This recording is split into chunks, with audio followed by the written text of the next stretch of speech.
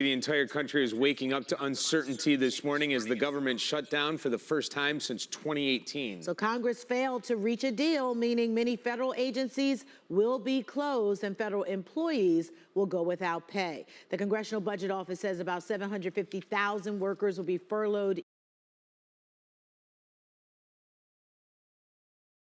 Traffic controllers and military members will be forced to work without pay. Now to a look at what is not impacted. VA benefits, Medicare, Social Security benefits, and student loans won't be impacted. Another thing that isn't expected to be impacted by a shutdown is the post office, and that's where we find David Greenberg this morning with a look at what happens next. David, good morning. Yeah, good morning, Dave. Here at the post office, it's expected to be business as usual in Washington. Congress, they'll be getting back to business. The 60-vote threshold having not been received. The shutdown started at midnight, just hours after two last-ditch Senate votes to keep the government open failed on Tuesday night. Neither bill getting the necessary 60 votes needed to pass in the Republican-controlled chamber. Federal employees were told to expect an orderly shutdown.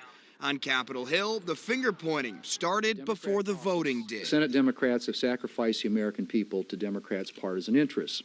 So we see now Republicans are plunging America into a shutdown, rejecting bipartisan talks, pushing a partisan bill, and risking America's health care. Worse.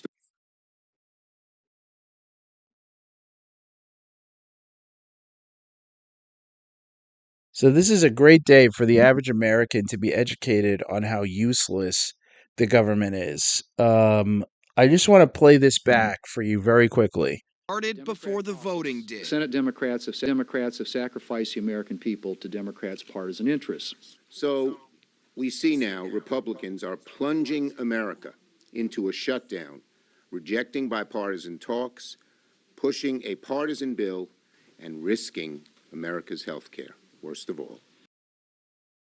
So what's going to happen is there's going to be a lot of talk. There's going to be a lot of back and forth about, who's to blame. And obviously these hack garbage political parties are going to do their best to blame.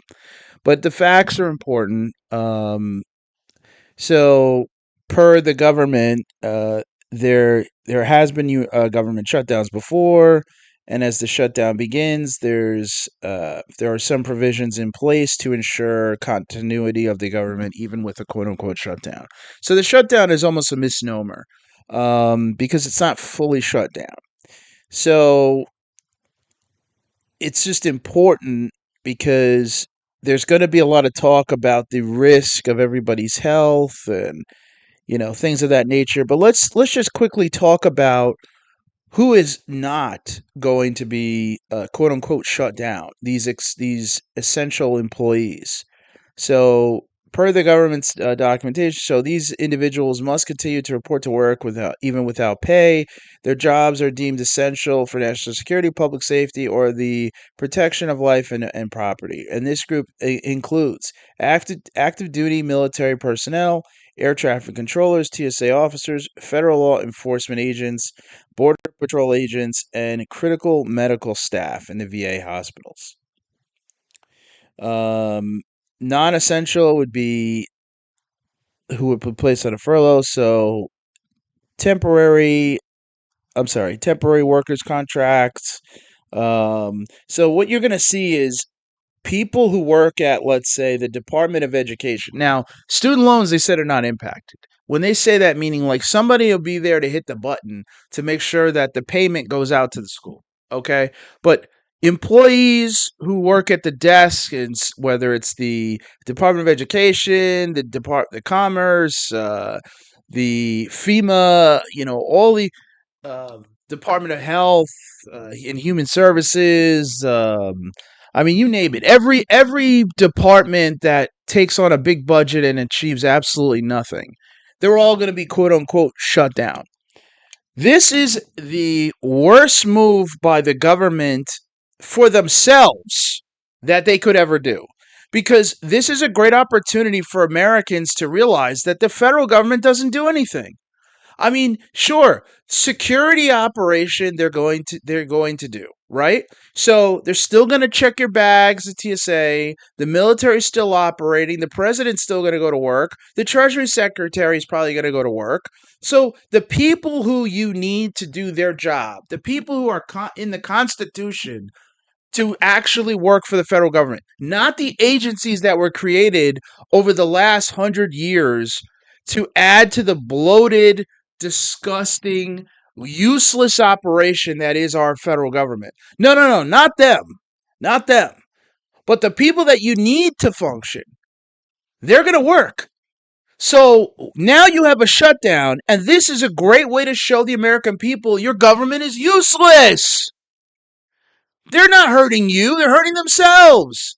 These people are so stupid. They think that their musical theater act of marching and complaining and the Democrats are shutting it down because of the Republicans are shutting it down. You guys are both stupid. You guys are stupid. You are showing the American people that you don't have any value add.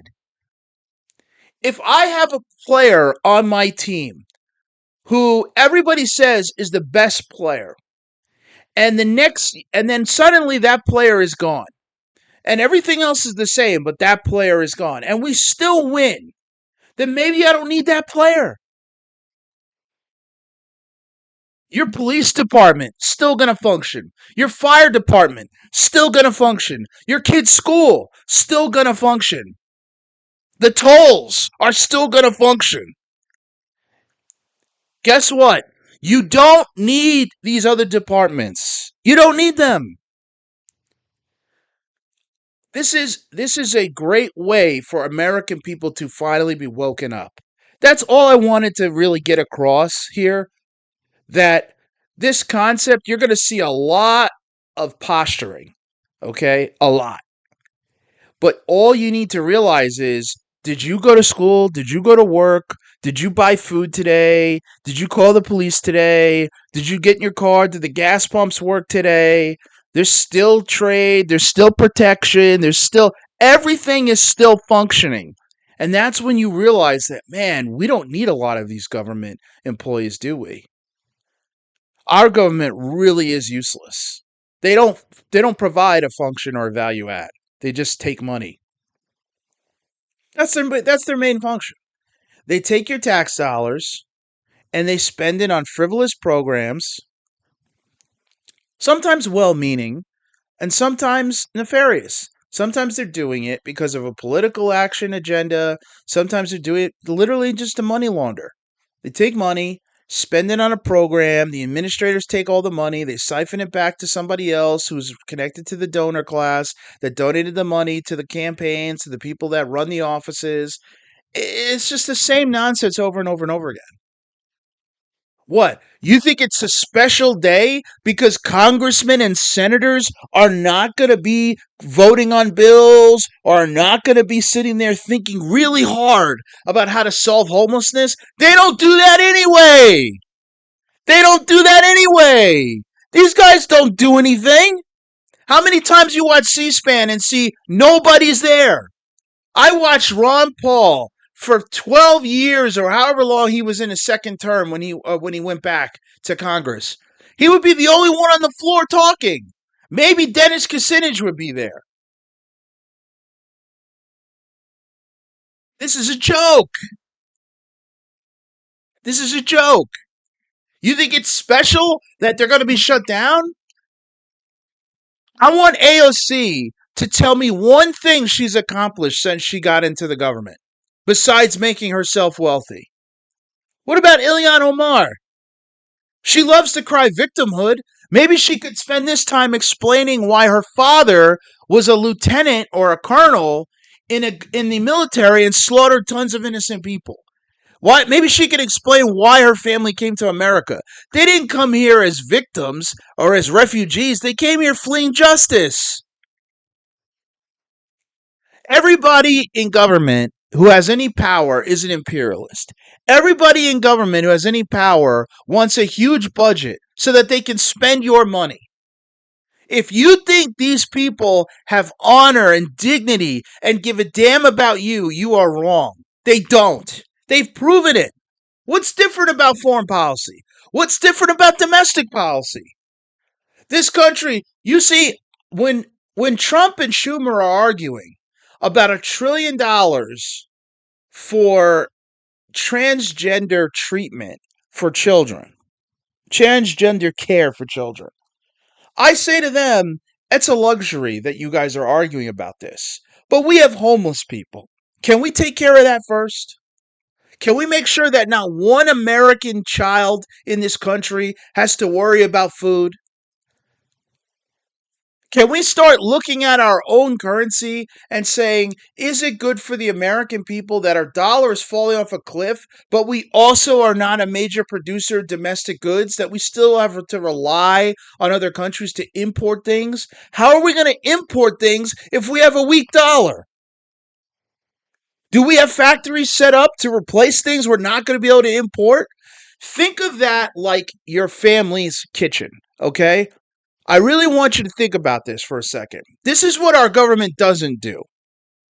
So, in your own household, whether it's you or your whole family, whatever, you have a choice on a day-to-day basis. Do you order food on DoorDash? Do you go to a restaurant? Or do you cook at home? If you cook at home, you're going to need to source the goods and materials to cook. You either have to grow your food or you have to go to the grocery store, get the groceries, and cook, right? Okay, those are your three main options. You go out to eat, you order in to eat, or you cook for yourself. Well, the United States is a DoorDash economy. The United States orders the materials. It orders even things like plastic. It imports from places like China. It imports timber, even though we have a ton of it. It doesn't use its own natural gas, coal, oil, etc. to its fullest extent. That's why our grid is drained and our prices are going through the roof for your electric bill. Our country doesn't like to cook its own groceries. Our country likes to go out and order or order in on DoorDash. What is the realistic ability of our country to do that if our dollar's weak? If your dollar's weak against other currencies, you're not going to be able to order things. You're not going to be able to order the timber. I mean, if you do, it's going to cost more. That's like if you don't have a lot of money, or if somebody says, yeah, I don't value your dollars, I would rather get paid in something else. It's going to cost more for that DoorDash order. It's going to cost more for that seamless order. But our politicians are not sitting there trying to resolve that problem. They're not concerned about that. You know why? Because they're rich.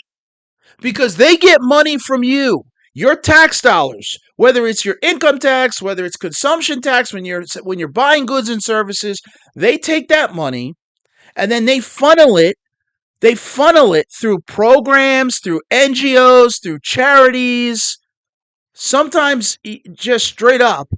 They do that. They send that money back to the donor class that put them in office in the first place. So Jimmy has a company that builds refrigerators. And Jimmy donates money to a politician to run for office. And that politician, when he gets in, pushes for a law that will make the goods and materials that Jimmy needs for his refrigerator factory much cheaper. He also will push for lots of illegal immigration that will mean Jimmy doesn't have to pay American workers as much. He'll push everything he can to make Jimmy's life easier so that Jimmy's company can make more money. Then he will invest in Jimmy's company's stock. Because he already knows that the law that he's about to pass is going to make Jimmy's company's stock go through the roof. So he invests in the stock. And then as soon as something is going to go against him, he'll sell the stock. But by then he's already made a lot of money. Right? Because Jimmy turns around and appreciates the support, so he donates more money to the campaign. Or he donates to the politician's favorite charity. Or he donates to the politician's favorite NGO. And of course, 80% of that money goes to administrative costs. or a political action committee or political action that will then help the policies that are to be positive effect on the businesses that the politicians are invested in and the donors own. That's the system. I hope your mind is fucking blown. That's the system. That's called cronyism. That's not capitalism. That's cronyism. We do not have capitalism in the United States. We have cronyism. That's what our government works to protect. That's what Chuck Schumer and Thune and Mitch McConnell and Nancy Pelosi, the greatest stock trader in the history of the world is Nancy Pelosi. She outperforms everybody in the world in stocks. Why is that? Because she's so fucking smart? This is the system that we're all fighting to protect? This is the system that your 401k money that you're never going to see gets funneled into? That's not capitalism, it's cronyism. That's why I don't want to hear anybody complain about socialism. I don't want to hear it. We don't follow our own constitution. We don't follow our own rules. And then I'm supposed to cry and get upset when the government shuts down? Good, shut down. You're fucking useless. And I'm tired of being nice about it. You are useless. You care more about the international order. You care more about the donors funneling the money to you so you can funnel it back and take your cut. You know how they're able to do that, right? Because it's not their money. It's your money. If you're a person listening to this, it's your money. That's the Ponzi scheme that's been going on in the U.S. And the ultimate angle to it is that the government doesn't even own the money that they're funneling around with their friends. It's not even owned by you. You're indebted to it, but it's owned by a private bank. So the money that you're using, it's not even ours. That's the one thing the Russians and the Chinese will always have over us. That's what makes BRICS a powerful entity. More than anything else. Even more than the fact that they have good militaries. Even more than the fact that they have a more homogenous population. And I don't mean by race. I mean by culture. They share a culture. Well, what do you mean? Different languages, different... Yeah, but they share a culture. You know what that is? A culture of having a strong government that has to perform at a minimum level for their citizens. It's not perfect. But our government doesn't have to do anything because they can turn around to you and say, well, free markets, capitalism, free markets, capitalism. I've been through the ringer. I've been around conservatives and liberals my whole life. A lot more liberals, but I've been around conservatives too. And the default for everybody is to say, well, capitalism, free markets, capitalism, free markets. We don't have capitalism and free markets. We have controlled cronyism. It's a free market if you're rich. It's a free market if you're a billionaire and you already have the business set up that you're donating money to the political class. Sure. But it's not a free market for you who owns a corner store. It's not a free market for you who farms. It's not a free market for you who works an office job. And the same job your grandfather might have had, he could afford a house. You ever watch Married with Children? This fucking guy, Al Bundy from Married with Children. I know it's a TV show, but this show started in 1987. It ran until about, 1997 or so. And in that show, Al Bundy's a shoe salesman at a mall. He sells women's shoes, okay? And I don't even think it's supposed to be a fancy shoe store. He sells women's shoes.